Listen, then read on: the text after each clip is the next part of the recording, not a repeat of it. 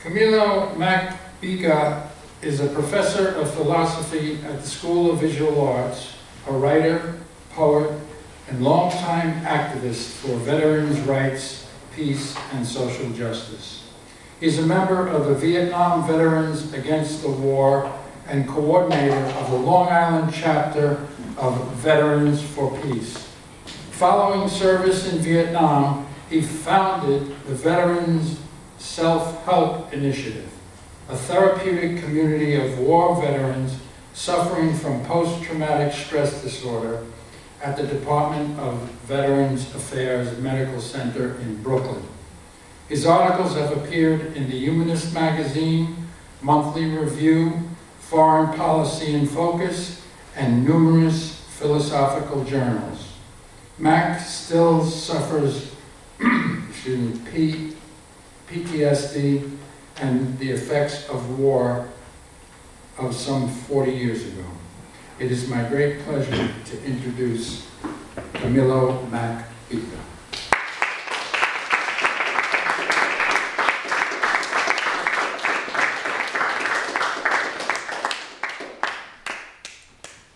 Thank you. I'd just like to thank you all for inviting me here, my brother George and Sue, and it's really an honor to be here to talk to you. People helping people is kind of a broad topic. Probably what I can talk about better, I think, is veterans helping veterans. Those of us who have experienced war are forever, I say tainted. There is such a thing as war taint, I think. It is an experience that has lasting effects, lasting implications on us. Those of us who are unfortunate enough to have had the experience. And it does require some getting over, some coming home, as we say. You'll notice when two Vietnam veterans, that's Vietnam War, ended, 40, 45 years ago. But yet, when we confront each other on the street, a Vietnam veteran will say, "Welcome home," to another Vietnam veteran. Wow, why are you doing that? I mean, that's 40 years ago. I mean, you've been home for 40 years. Well, physically, you may be home, but emotionally and psychologically, maybe ethically, some may still be stuck in war. War, as you know, causes people great pain. We are all victims of war. Those who we kill and we injure and whose life we destroy, as well as those of us who destroy. We are all victimized and tainted by war. War can never be forgotten. I remember, and before I tell you about what we did, probably I need to tell you a little bit about the experience. Not the war experience, because I don't talk about the war anymore. The war is something, when we came home from war, I came home in 1970. I was a Marine officer. And there was nothing in my life that I wanted more. From the time I could remember, the time I was 2, was to be a Marine. And to be an officer of Marines was, to me, the ultimate goal. Well, I achieved that goal when I was 21 years old. Graduated from college and was commissioned a 2nd lieutenant in the Marine Corps. And I thought I had, this was going to be my life for the next 100 years, that I was going to stay a Marine. I embraced it welcomingly. I mean, enthusiastically. This is what I wanted. And I remember the first night when I sat in a bunk at 3 o'clock in the morning in Quantico, Virginia, with my hair still on my sweat on my body, you get a chance to take a shower and brush you in there, saying, my God, I've done it. I've achieved it. So I embraced that whole persona, that whole mythology of war. And I enthusiastically became a warrior. And enthusiastically, at least for a time, did what I was supposed to be doing. What's sad, I think, and maybe, I don't think unique to me. I mean, unique to me in the sense that I was so enthusiastic, and there were others like me who were so, especially in the officer ranks, who were so enthusiastic about being there and doing what we were doing.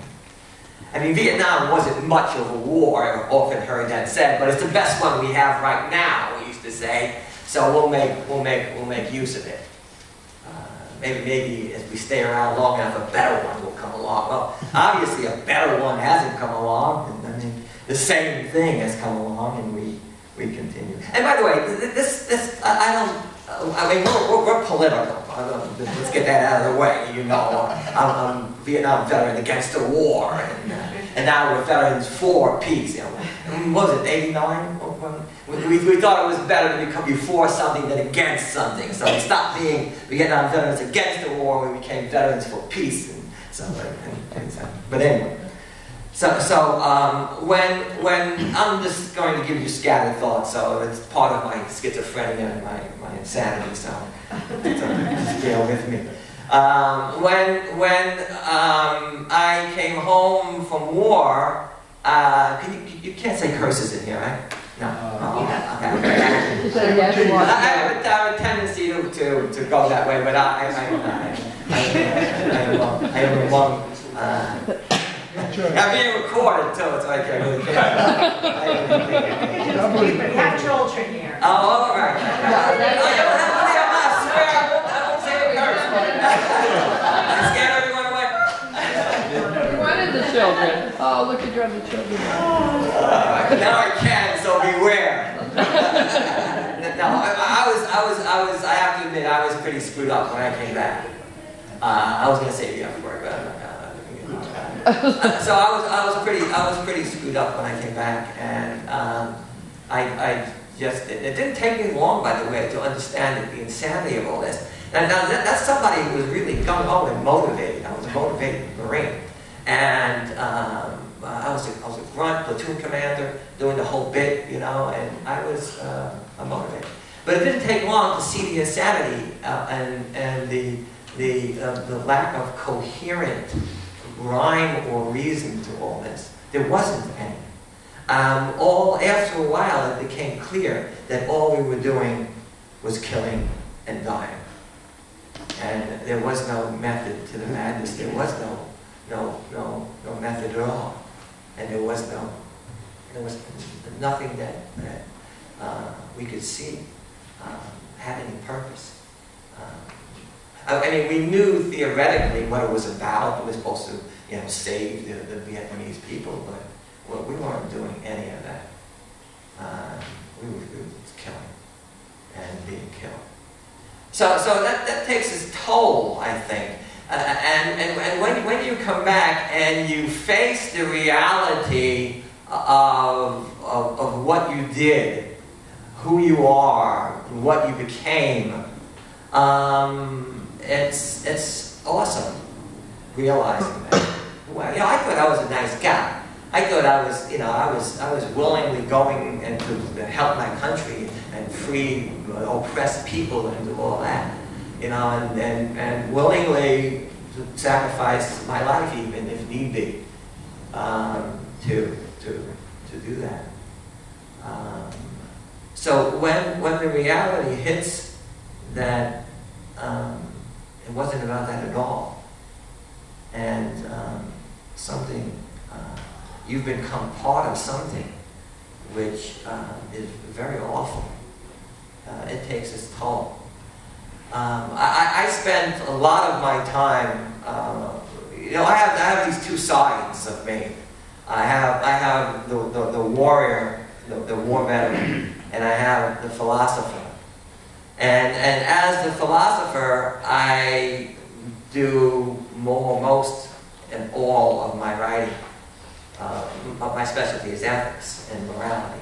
And I deal with the ethics and morality as it pertains to war. So I spent a lot of the last 40 years talking about what I called moral injury.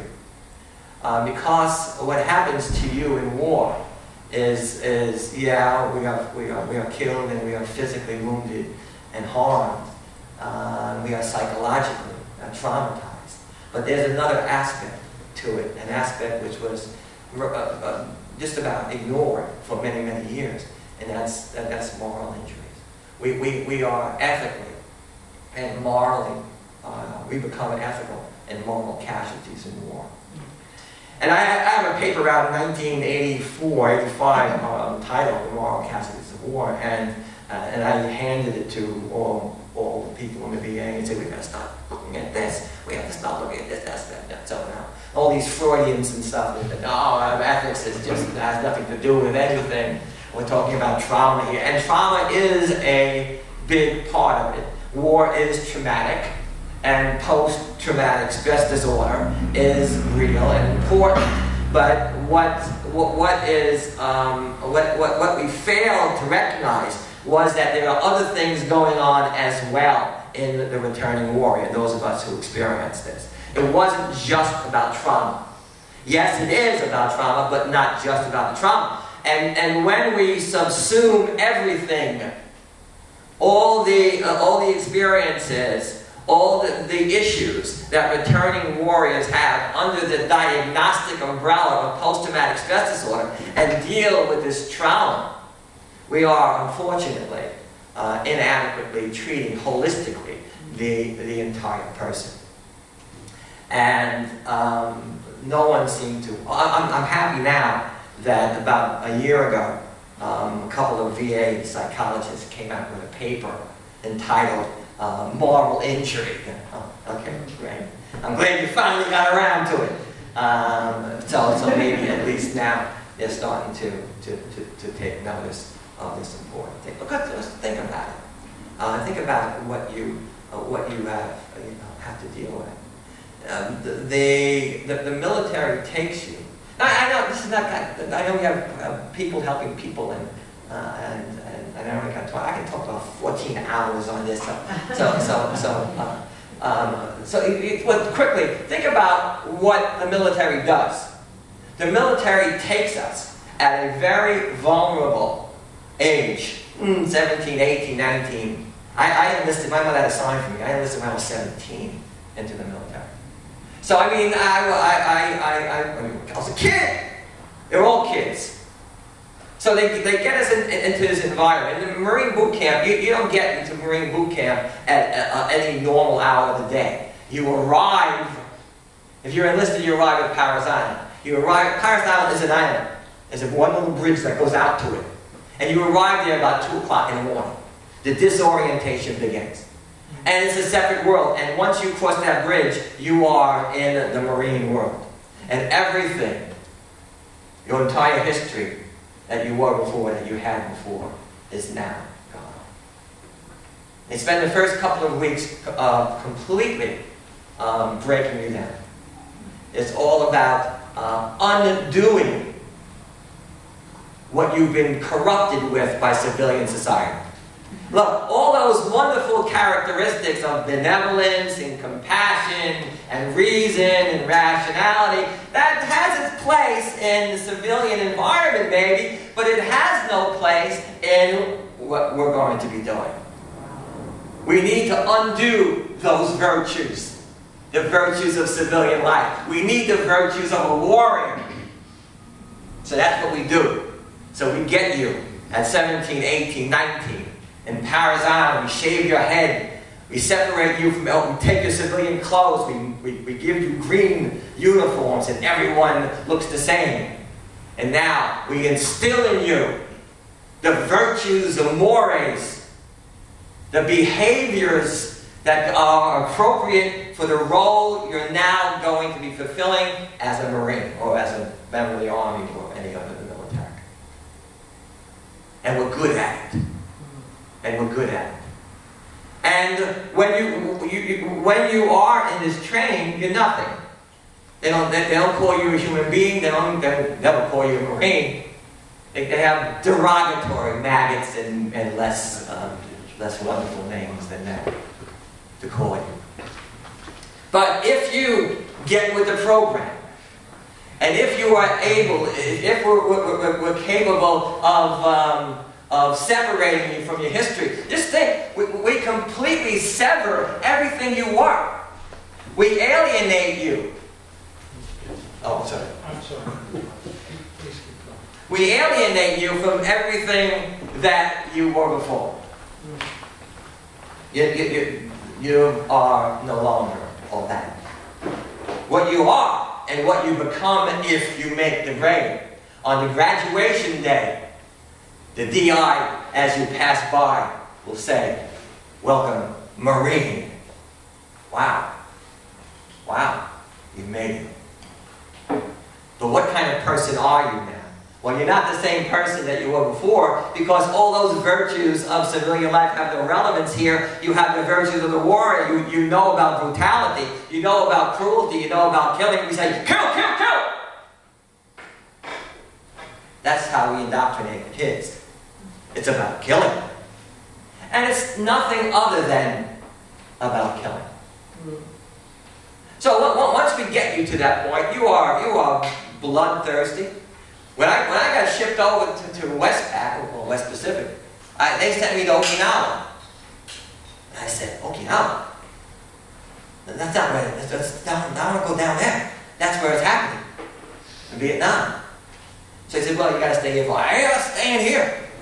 So I yelled and screamed, and they said, oh, all right then, we'll send you down there. So they sent me down, because I kept my mouth shut. I mean, I spent a month in Okinawa.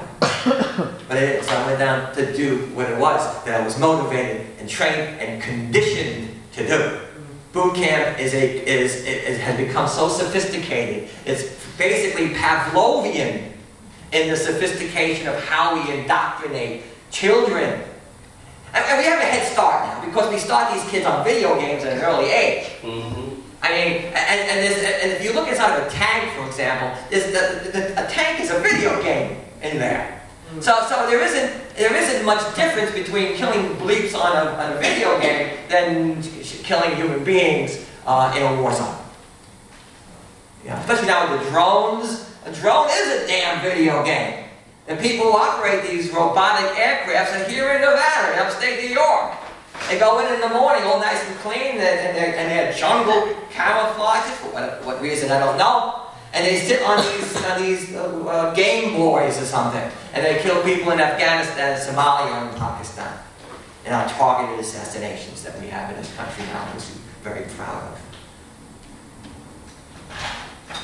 So now we have been conditioned to kill. Many of us now put this conditioning to work in Vietnam, or in Afghanistan, or in Iraq, or in many other places that people are today. I mean, some we know more about, some we know less about. It's really an atrocity when you think about it, what we do to these kids. I mean,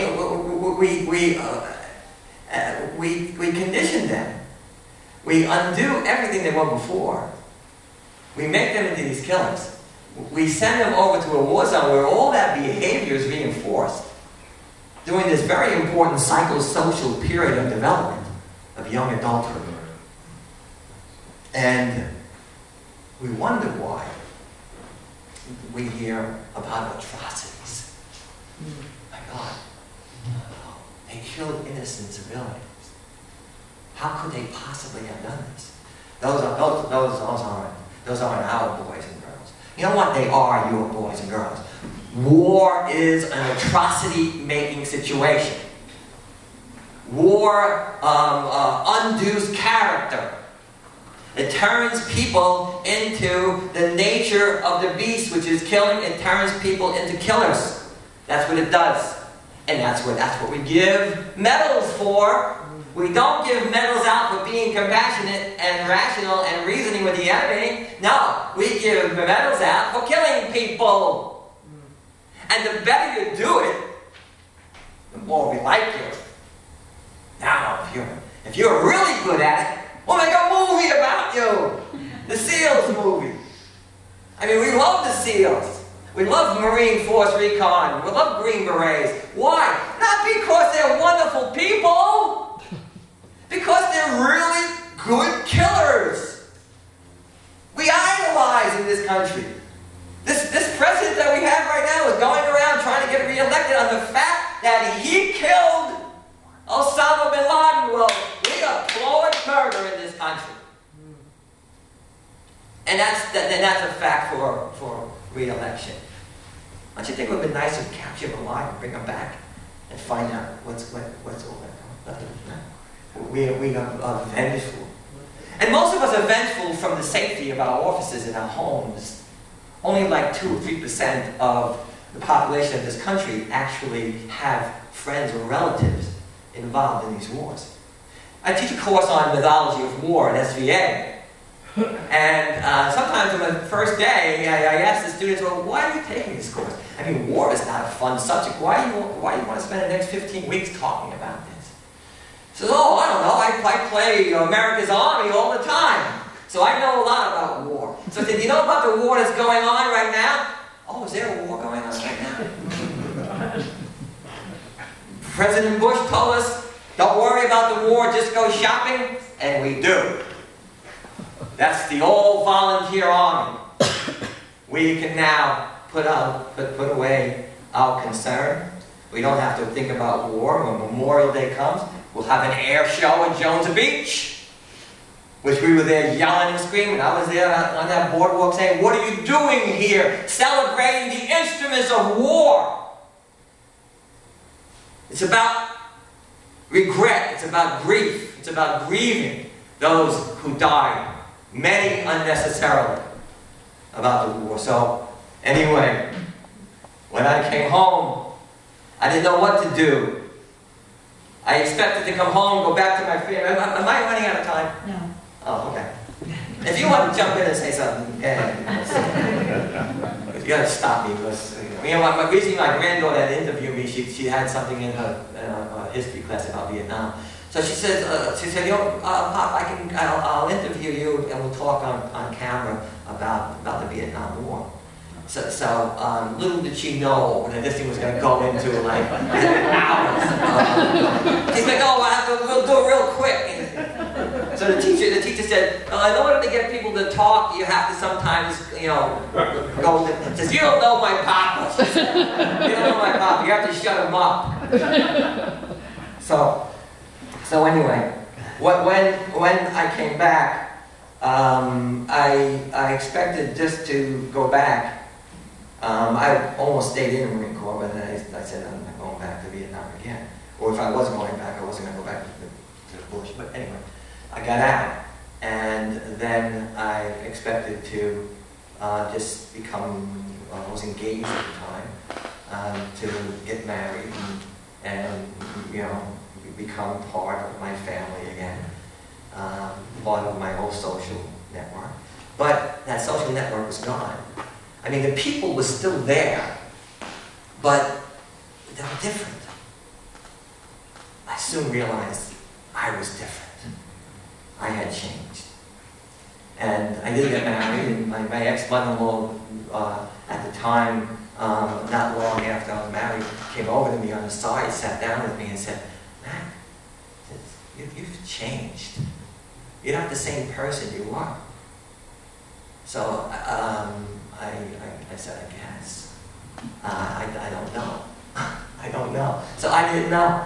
I didn't know who I was, where I belonged, Was I a Marine? Was I not a Marine? You see, what happened was they took me and they take us now, 18, 19-year-olds, they pluck you out of society, they pluck you out of your history, they pluck you out of your life, send you to boot camp, undo everything you were to make you a Marine, send you to war, and then say, bye-bye. What they forget to do is to undo that. There is no reverse boot camp.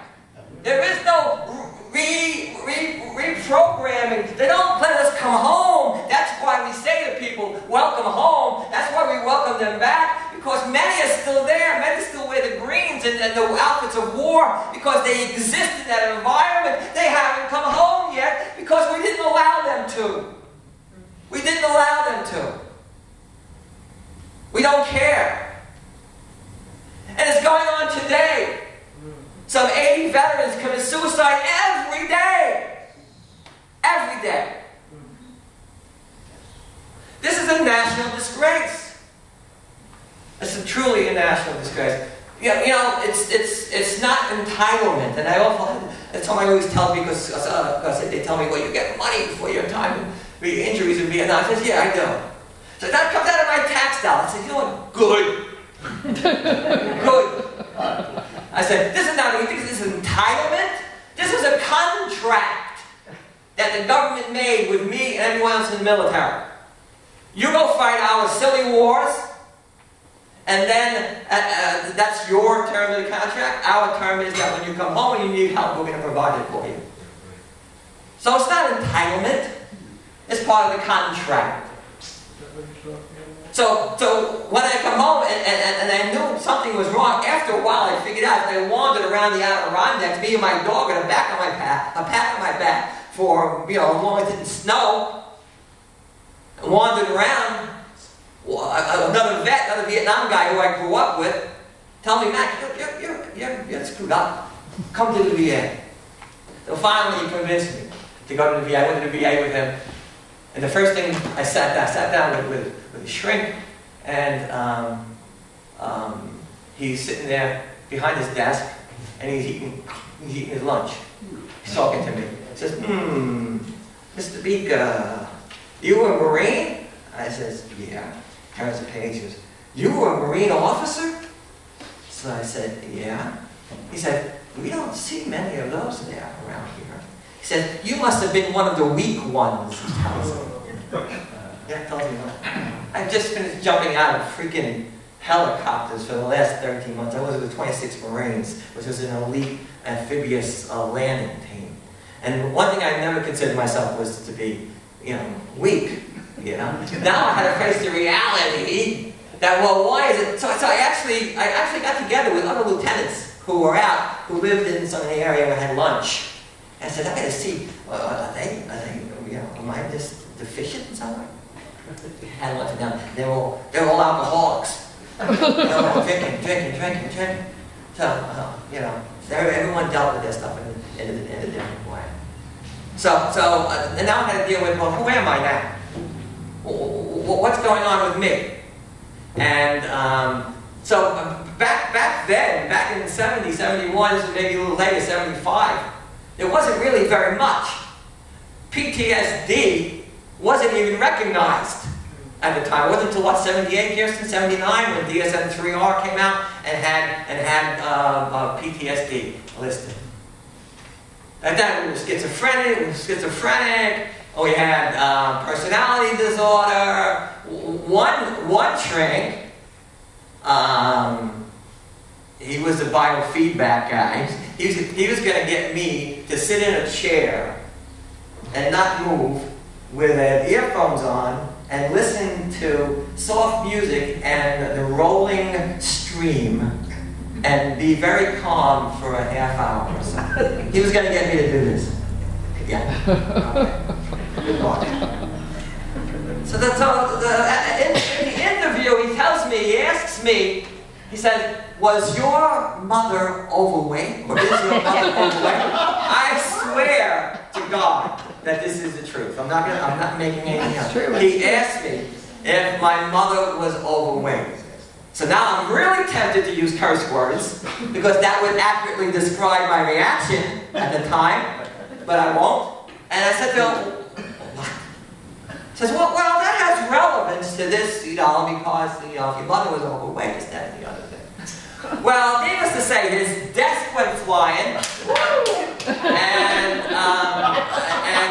I wasn't going to sit down with the earphones and listen to the tranquil music as the river flowed in my The VA back then was truly another war zone, because it had all crazy men and women going in there trying to figure this out. So I was involved in one of the first PTSD groups. Now that was another wonderful thing when PTSD was finally recognized, and I know I'm going over, so just talk, when you're ready. At the time I became involved with the first PTSD group and that they started over at the VA, and we sat down and we talked about war and about how we felt, and it wasn't very easy to do because we had to figure out what was going on in our lives. And that's when, I was very fortunate in my life. I have a really wonderful wife who probably, if she wasn't around, I wouldn't be here today. I have really wonderful friends like Terry and Doris. And I have and two people who probably instrumental in saving my life over the years. Then Kirsten, Dr. Kirsten Anderson, who was a well, she's retired now. She's on my years now. But when I first went into the VA and we got into a group, all of a sudden you can picture this. We have 8 war-hardened, crazy people still wearing jungle uniforms yet, sitting down talking about how we're going to kill everybody and how the government sucks and everything. And in walks this young, pretty intern, innocent as hell, who's going to be the co-leader of this group. I said, what? Get the F out of here. We don't want her here. So needless to say, we had a wonderful interaction, and I say this, and I know she tried to say this, but I must have made her cry about 100 times, and I regret that. But Went to boot camp. She did, but she persevered, and she persevered. Not only did she persevere, but after her year was over as an intern, she says to me, "You know what? Why don't we stay friends?" So I said, "Friends?" I said, I couldn't understand it. I thought she was after me sexually. That's what I thought. So I said, why do we want to say friends? Because you're a shrink. You're not my friend. So for some reason, I felt a closeness with Kirsten because she was like, I don't know, she was like a person. She wasn't like these stupid ass shrinks, But anyway, so finally, I stayed friends with her, and she introduces me to Bob, one of her friends. And Bob, for no reason at all, took a chance with me and said, "You know what, Mac? Come to my class." He teaches at SVA. Now he's my boss, he's chair, department chair at SVA. He said, "Come to my class and talk about Sartre, Jean-Paul Sartre." So I said, I think I can do that. And it wasn't easy for me. I'd go talk to my friend Barbara, who was a nurse clinical specialist at Brooklyn VA. She's still there yet. Can I do this? Can I not do this? Can I do this? Can I not do this? So finally I did it. And I did it a couple of times, and Bob was understanding and tolerant and patient. Believe me, I wasn't easy. And yet, I was able to stay, and eventually they gave me a job. They gave me one course, and now I'm doing a number of courses. Thanks to people like Terry and Doris and Kirsten and Bob and my wife and others.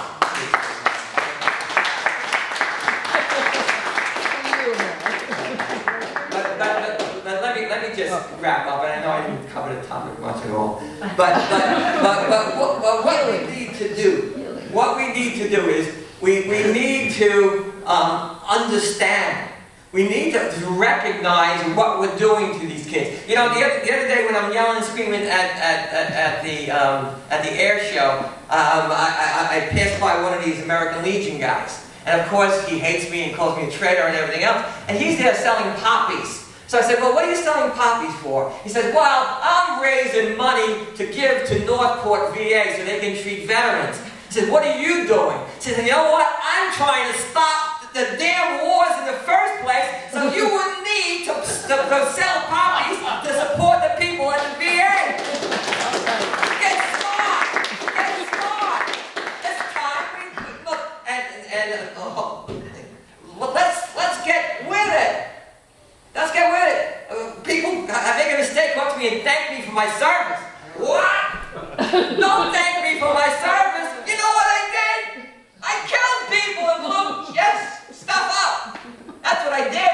That's not something to be proud of. That's not something that merits appreciation and gratitude. I have to live with that. I have to live with that. Every day of my life I have to live with that. So don't thank me for my service. And plus it's meaningless. Because you don't really mean it. It's just like something you say now. Oh, thank you for your service. You don't even know what's going on. You don't even know about the war.